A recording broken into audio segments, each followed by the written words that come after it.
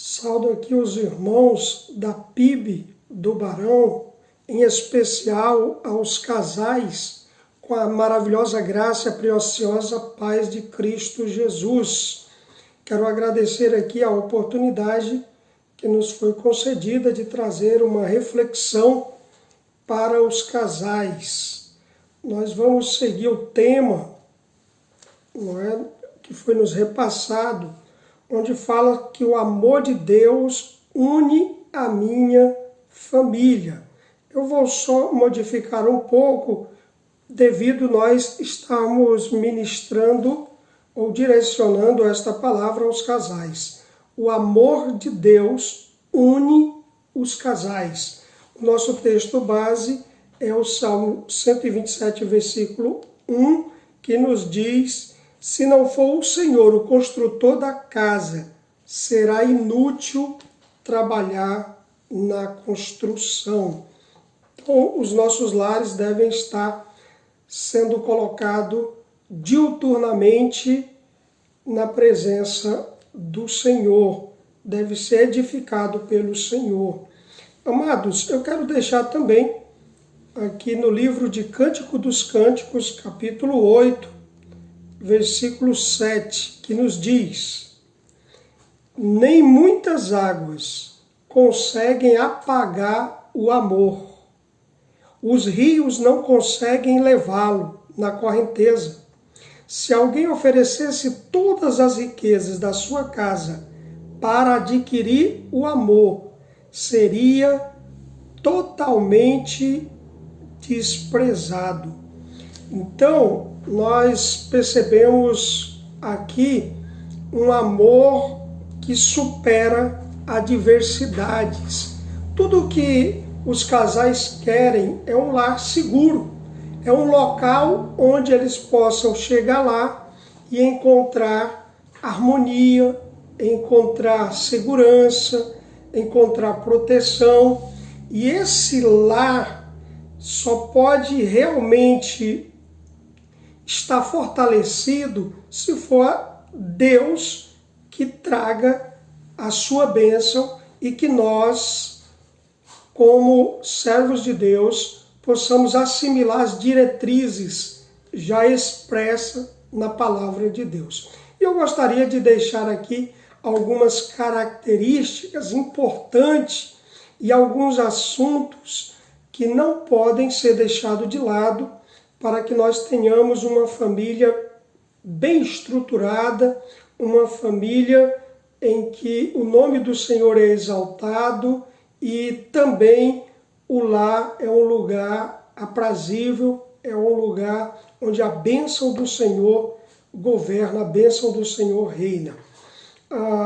Existem algumas dificuldades em que os estudiosos sobre a família, eles revelam os principais problemas dentro do casamento, e eu gostaria de destacar aqui pelo menos 3 problemas seríssimos que precisam serem ajustados para que as famílias possam desfrutar desse amor de Deus, desfrutar dessa união, e assim a esposa como o esposo não viverem se degladiando, porque isso traz desgaste, isto traz prejuízo em todos os sentidos, e isto abre portas para o mal.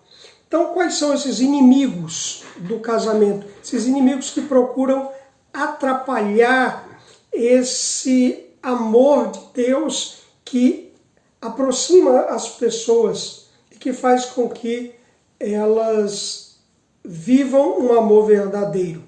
O primeiro inimigo eu vou colocar em ordem decrescente, eu vou começar do último para o primeiro. O primeiro inimigo em ordem decrescente é a questão da divisão de tarefas. Sabemos que quando as pessoas casam, elas têm um sentimento muito forte, uma expressão muito forte, não é? E alguns começam até a dar nomes carinhosos uns com os outros, não é? E as pessoas muitas vezes têm uma ideia errada, não no sentido de que esse sentimento não deva existir, mas é no sentido de ter uma visão de que o casamento é só romantismo. E muitas vezes ela tem uma base errada, porque ela toma como exemplo os filmes de Hollywood, algumas novelas, alguns romances, e em especial a mulher, ela idealiza mais o romantismo, é da mulher essa questão mais emocional, de ter mais expectativa, e quando vão para o altar, tanto o homem quanto a mulher, os dois estão fazendo declarações de amor, não é? Tem trocas de carinho na frente das pessoas, porque é tão forte o amor que a decisão é de unir logo e de estarem perto do outro. Só que com o tempo, com as necessidades que vão surgindo da família, de trabalho, muitas vezes vem os filhos e as obrigações, então vai vindo os estresses, vai vindo os conflitos, e muitas vezes a pessoa vai pensando que casou errado, e isso não é verdade. Esse sentimento, ele é bonito, mas não dá para você ficar com esse sentimento a vida inteira, porque isso seria até prejudicial, não é, para que você exercesse as suas funções.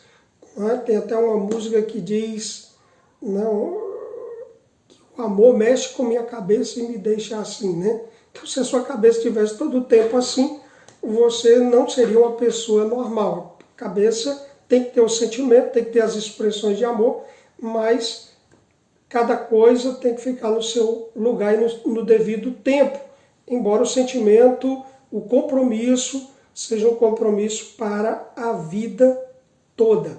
Então, o primeiro, em ordem decrescente, é a questão da divisão de tarefas. Divisão de tarefas. Não é? É importante, principalmente quando os dois trabalham fora, é importante o homem não se acomodar e não deixar tudo para a mulher fazer, porque isso vai trazer estresse emocional, isso vai trazer irritação e isso vai terminar gerando conflito. Então é importante, né? A mulher está fazendo o café da manhã, o homem está colocando o lixo para fora, o homem ele precisa ser diligente, né, quando uma lâmpada queima, porque a mulher ela não vai deixar isso sem tomar uma atitude. E muitos homens têm a tendência de acomodar com as suas responsabilidades. Então a mulher vai começar a ficar falando na orelha dele, e ele muitas vezes vai querer ficar medindo força com a mulher para mostrar quem manda, para mostrar quem é a autoridade, e na verdade os dois vão sair perdendo, porque vai vir desgaste emocional e vai trazer prejuízo em outras áreas.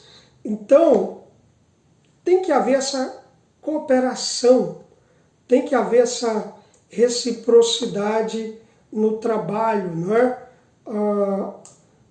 Se os dois trabalham fora, não é problema nenhum o homem, não é, ajudar a mulher, muitas vezes limpar uma casa, lavar uma louça, né?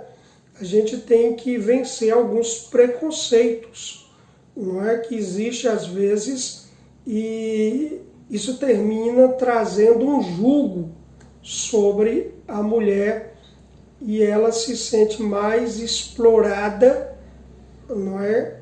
Ela se sente mais um objeto do que de fato uma pessoa que está somando na vida do outro e também sendo abençoada, sendo cuidada.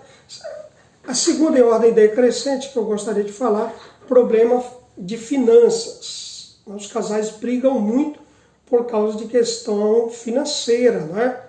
São outras águas, como diz aqui o texto, que muitas vezes querem afogar. As águas que querem apagar o amor. Mas elas não vão conseguir se os casais estiverem atentos para isto. Quando duas pessoas decidem se tornar uma família, não existe mais essa questão de meu e seu. Existe sim o nosso. É nosso. Não é? Não existe mais a dívida sua e a dívida minha. Não existe o seu dinheiro e o meu dinheiro. Tem que haver esse entendimento entre o casal. Não é? Tem que haver. Também não é legal, não é interessante a pessoa não comunicar ao outro suas decisões com o seu dinheiro ou com o dinheiro do seu trabalho. Porque isso vai trazendo desgaste, não é? Então os dois têm que pensar na construção da família, no que é prioridade, no que é mais importante. E talvez você pergunte, pastor, mas meu marido quer administrar meu dinheiro, eu quero administrar o dinheiro dele. Como é que fica essa questão? Amados, é muito importante ver qual é o mais econômico. Quem é o mais econômico dos dois? Então, isso resolveria uma série de problemas se um confiasse de entregar o dinheiro na mão do outro, né, para administrar, sabendo que tudo isso vai ser investido na família. Isso é muito importante. E o homem não pode esquecer que a mulher tem mais necessidades do que o homem. Né? A mulher, ela cuida mais do cabelo, das unhas, né? Tem creme, tem vários shampoos. O homem tem que ter esse entendimento de repassar as finanças também para a sua esposa, não é? Ou vice-versa, não é? A esposa, ela pode administrar as finanças, se ela é mais econômica do que o homem, não tem que haver problema nisso, tendo em vista que é a família que vai ganhar com isso, que vai desfrutar. Um outro problema, o primeiro, na verdade, então, em ordem decrescente, o terceiro, né, vai ser a questão da divisão das tarefas. O segundo vai ser problemas de ordem financeira. E a maioria dos estudiosos dizem que o terceiro é o pior. Né? Parece que é o mais fácil, mas não é. É a questão da intimidade sexual. Então, quando nós olhamos para a palavra de Deus, tem um livro inteiro que fala sobre o amor, onde o amor é enaltecido entre Salomão e a Sulamita. E é um amor muito bonito. A Bíblia fez questão de deixar um livro registrado nas Sagradas Escrituras, onde fala da beleza do amor. Então é da vontade de Deus que os casais se entendam nesta área. Infelizmente, tem muitas pessoas que pensam que a intimidade sexual, a vida sexual do casal, é só para a procriação de filhos. Não é para desfrutar realmente de um amor mais intenso, de um amor onde um satisfaz as necessidades do outro, onde não há egoísmo. E, infelizmente, muitos casais não falam sobre isso. Infelizmente, não falam sobre isto. E tem que haver um diálogo aberto entre o marido e a esposa. Né? Tem que haver. Não é pecado, pelo amor de Jesus. Isso não é pecado, isso é bênção do Senhor. Né? E isto é o presente de Deus para aquelas pessoas que se casam. É o único lugar em que Deus abençoa a relação sexual, é dentro do casamento. E os casais têm que aprender a desfrutar disso sem peso na consciência, sem medo, e conversar um com o outro, não é? De tal forma que ambos fiquem satisfeitos com a sua intimidade. Isto é muito importante. Então, meus amados irmãos, querido homem, querida mulher, nós, de acordo com a palavra de Deus, afirmamos para você que é importante construir esta unidade, construir este amor fundamentado nos princípios do Senhor. Se você ler esse capítulo 8 de Cântico dos Cânticos, você vai ter o entendimento de algumas atitudes do homem com relação à mulher, de algumas atitudes da mulher com relação ao homem. Isso é muito importante, mas muito importante mesmo, para que haja ajustes. O versículo 3 diz: o seu braço esquerdo esteja debaixo da minha cabeça, e o seu braço direito me abrace. Então, os casais, o que eles não podem, não devem perder? O romantismo, não é? Então, muitas vezes a pessoa, quando está namorando, aí quer, não é, passar tempo exagerado junto, quer ter troca de carinhos exagerado, o que não é aconselhável, não é? No período de namoro, não, período mais de conhecimento, mas dentro do casamento, os dois têm que ter esta atitude, não é?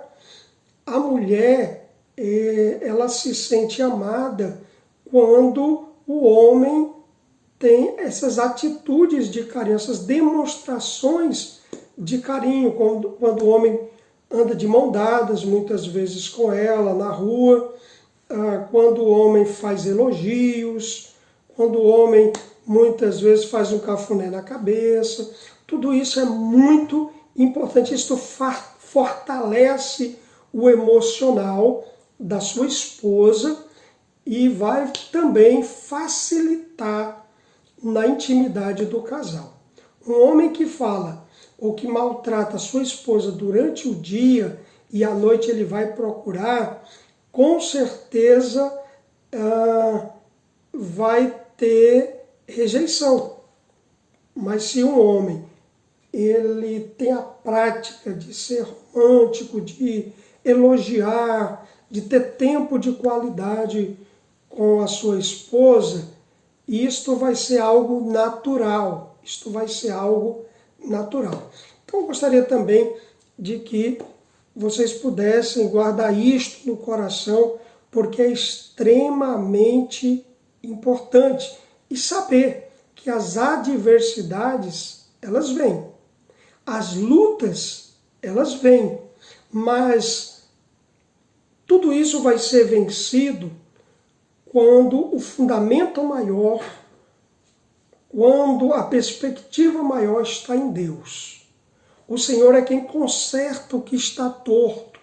O Senhor é quem traz equilíbrio onde há agitação, onde há conflito. É o Senhor. Nós precisamos confiar de estar em oração, de estar em adoração ao Senhor, reconhecendo que o poder dele age e ajusta, equilibra os casais. Então, meu amado e querido casal, viva intimamente com Deus, viva intimamente, né, e perceba o estado emocional da sua esposa, do seu esposo, né, tenha sabedoria para lidar quando ele não estiver no dia bom, quando ela não estiver no dia bom, quando vier o dia mau.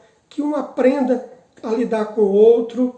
É importante a sua esposa chorar nos seus ombros, confiar em você. Não o homem achar que é bobagem e ela terminar indo se abrir com quem não deve. Então vigie, cuide dessa área, com certeza Deus vai abençoar ricamente, poderosamente a vida de cada um de vocês. Então vamos, trabalhar nesse sentido de realmente dizer, olha, eu sou da minha amada é minha, ter esse sentimento de que realmente pertence um ao outro. Olha, eu pertenço, ela me pertence. Os homens têm que ser despertados de que as mulheres não precisam só de recurso financeiro. O homem às vezes acha que só colocar comida dentro de casa já é o suficiente. Então, precisamos cuidar do lado emocional, sermos mais pacientes, e aí com certeza Deus vai edificar a nossa casa, os filhos crescerão em um lar saudável e nós com certeza seremos ricamente abençoados pelo Senhor. Que Deus continue fortalecendo a união de cada casal da PIB de Barão de Grajaú, em nome de Jesus.